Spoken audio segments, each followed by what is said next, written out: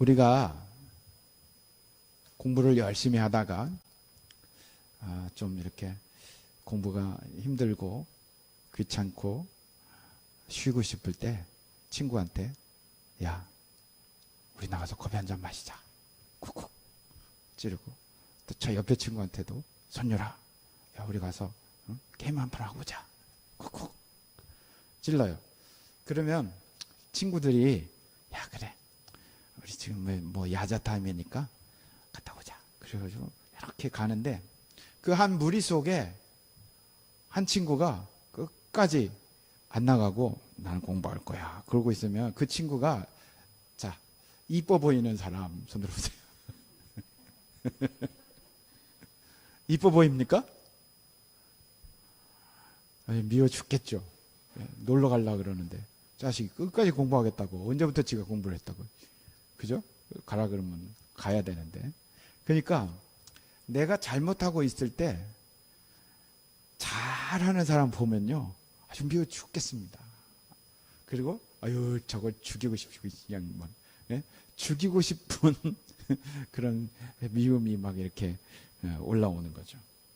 그러니까 그런 우리의 속성을 보면요, 우리가 예수 믿는 우리가 빛과 소금처럼 정말 때와 상황에 맞게 잘 살고 옳게 선택하고 그러면요, 사람들이 막 박수 쳐줄 것 같지만 사실은요, 저거 언제부터 저랬다고 하고 미워하는 것이 온다는 사실입니다. 그래서 그런 생각을 버려야 돼요. 우리가 잘하면 박수 쳐주는 사람은요, 겨우 부모님 정도 박수 쳐주지, 우리 주변 사람들은요, 어때요? 박수 쳐주지 않고 박해를 합니다. 내가 올바르게 잘 가면 오히려 박해를 하고, 이처럼 웃기는 놈 이러면서 별 핑계와 이유를 대서 우리를 쓰러뜨리고 넘어뜨리려고 하는 것이 세상입니다. 그래서 반드시 박해를 예상해야 합니다. 신앙생활을 하면서 이런 박해를 경험한 적이 없었다, 난 참 평안했다 하는 사람들은요, 그게 평안이 아니라 어쩌면 우리가 빛과 소금의 역할을 못했는지도 모른다고 생각하셔야 합니다. 의심해 봐야 합니다. 왜냐하면 세상은요, 어둠에 속해 있기 때문입니다. 그래서 예수님도 요한복음 3장 20절에 이렇게 말했습니다. 악한 일을 저지르는 사람은 누구나 빛을 미워하며 빛으로 나오지 않는다. 그것은 자기 행위가 드러날까 봐 두려워하기 때문이다. 이렇게 예수님 말씀하셨습니다. 요즘 아프가니스탄의 탈레반 정권에서 그 탈레반이 무장 세력으로 아프가니스탄 정부를 무너뜨리고 그들의 정권을 차지했습니다. 쿠데타를 일으키고, 그리고 나서 아프간에 들어와 있던 서방 세계와 연결된, 그러니까 한국, 미국, 국제사회 속에 여러 NGO 단체들을 통해서 돕고 가르치고 섬겼던 사람들과 연관되어 있던 사람들을요, 전부 다 쫓아다니면서 색출해내고 있습니다. 그리고 계속 뉴스 나오는데요, 색출에다가 도망간다 그러면요, 그 자리에서 총을 쏴서 며칠 전에도 7명이 죽었네, 20명이 죽었네, 지금 계속 뉴스가 오고 있고, 그리고 그 중에서 우리나라의 377명을 긴급히 군 항공기를 통해서 그들을 한국으로 데려와서 충북 진천에 있는 공무원 연수원이라는 곳에 그들을 안전하게 지금 데려와서 놓고 있습니다. 현지에 일하고 있는 선교사 겸 사무관이었던 한 선교사님이 아직도 900명이 넘는 사람이 남아있다 그러면서 이들도 어떻게든지 탈출할 수 있도록 도와달라, 이렇게 얘기하고 있습니다. 그래서 기도와 도움이 필요합니다. 그들은요, 서방 세계와 연결고리가 뭐냐면 결국 예수 그리스도입니다. 예수 믿는 사람들을 색출해서 그 자리에서 총살하거나 그 자리에서 감옥에 가두어두고 믿지 못하게 막는 일이 자행되고 있습니다. 거기뿐만 아닙니다. 유대인들은요, 유대인들 사회 속에서 유대인이 예수님을 믿게 되면요, 온 가족이 그와 의절을 합니다. 너는 이제 우리 집안이 아니다. 그리고 그를 쫓아내버립니다. 그리고 부모 자식 간에도 예수 믿고 개종했다고 그러면 유대인 아버지가 관청에 가가지고 내 아들 죽었습니다 하고 사망신고를 내버리고 장례식을 실제로 올리는 예가 유대인 사회 속에서 일어나고 있습니다. 장례를 치르고 사망신고를 해버립니다. 그만큼 박해가 심합니다. 이제 중요한 것은 우리가 정말 빛된 그리스도인으로서 살려고 한다면 뭐가 따라온다고요? 박해가 따라오게 돼 있다는 거예요. 내가 잘하면 잘할수록 박해가 따라온다. 이것이 등식입니다.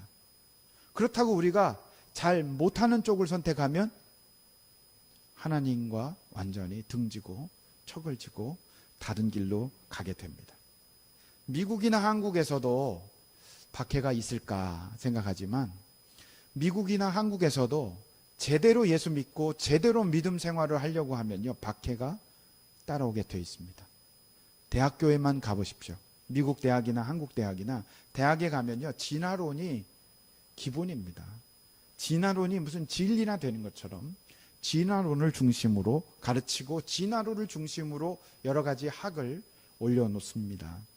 그래서 거기에 가서 창조론을 얘기하면요, 저건 지적인 바보로 취급해버리고 어떤 교수나 학생들은요, 적대감을 표시하는 경우를 종종 봅니다.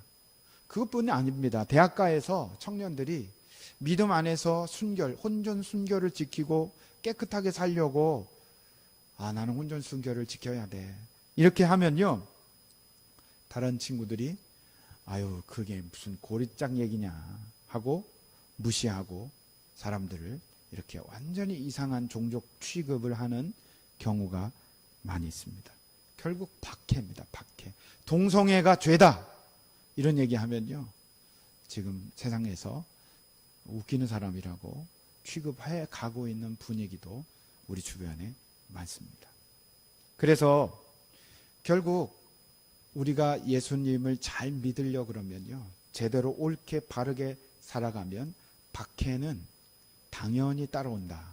이것을 받아들이셔야 합니다. 그래서 오늘은요, 세상은 어두움에 속했기 때문에 우리가 정말로 그리스도인의 삶을 살기 원하면 박해를 각오해야 된다. 이런 전제를 깔고 오늘 본문을 보셔야 합니다. 그래서 오늘 사도 바울은 말합니다. 14절에 뭐라 그럽니까? 14절에 12장 14절입니다. 같이 한번 읽어볼까요? 시작.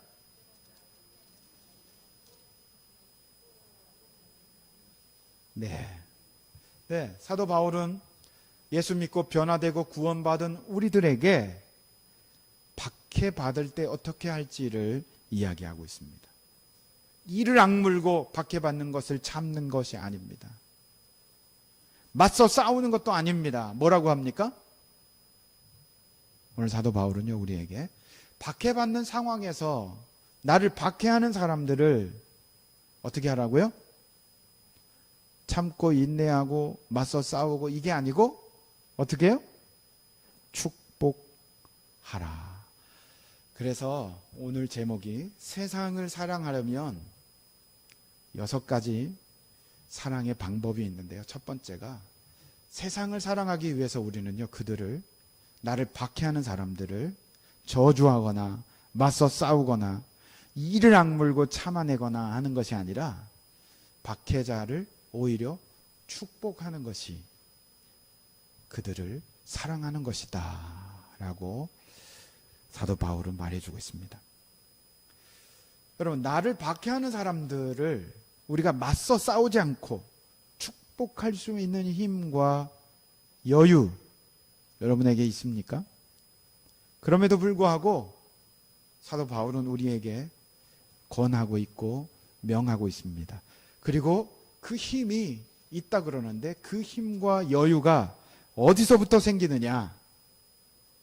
여러분, 하나님이 아무리 세상에서 하나님의 자녀를 박해해도 우리가 하나님의 보호 가운데 머물 수 있다면요, 박해자가 아무리 무섭고 강할지라도 결코 해를 끼칠 수가 없다는 사실입니다. 왜냐하면 예수님이 우리를 위해서 이런 기도를 해주셨습니다. 요한복음 15장 19절에서 제자들에게 박해가 있을 것을 예상하시면서 예수님이 이야기를 이렇게 시작하셨습니다. 너희가 세상에 속하여 있다면 세상이 너희를 자기 것으로 여겨 사랑할 것이다. 그러나 너희는 세상에 속하지 않았고 오히려 내가 너희를 세상에서 가려 뽑아냈으므로 세상이 너희를 미워하는 것이다. 이렇게 제자들에게 이야기했습니다. 그러면서 계속 이야기를 이어가시며 예수님이 기도하십니다. 요한복음 17장 14절까지 와서는 이렇게 기도하십니다. 나는 그들에게 아버지의 말씀을 주었는데 세상은 그들을 미워하였습니다. 그것은 내가 세상에 속하여 있지 않은 것과 같이 그들도 세상에 속하여 있지 않기 때문입니다. 내가 아버지께 비는 것은 그들을 세상에서